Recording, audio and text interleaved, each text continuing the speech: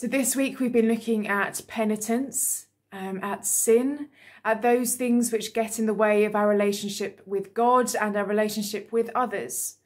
That spring cleaning that we do during Lent to ensure that we leave this time better than when we went into it. And we look at all these things in a week where we are given a roadmap to transition from this wilderness place we've been in during these lockdowns to somewhere new. And yet we know it's not an easy journey.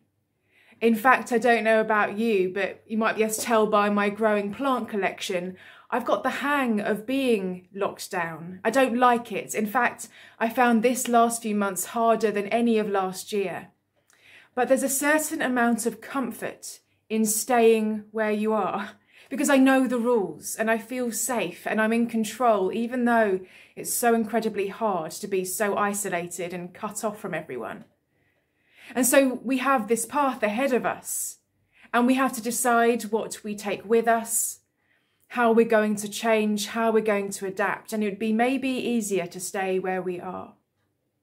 But just as lockdown wouldn't be a good place for any of us to stay, and this last year is definitely one we want to put behind us in so many ways.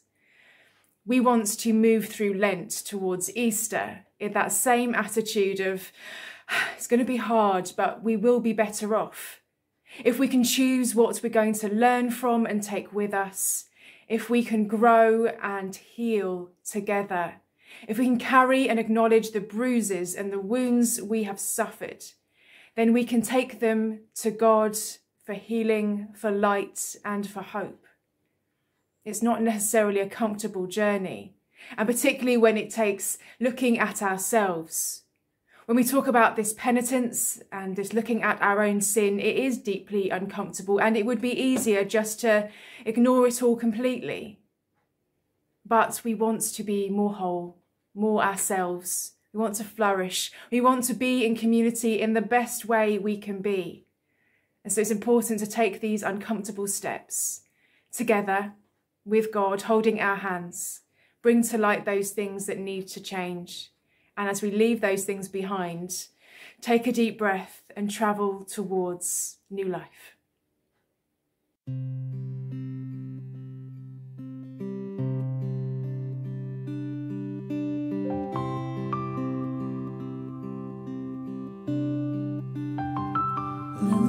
My shepherd, I'll not want. He makes me lie in pastures green. He leads me by the still waters. His goodness restores my soul. The Lord's my shepherd,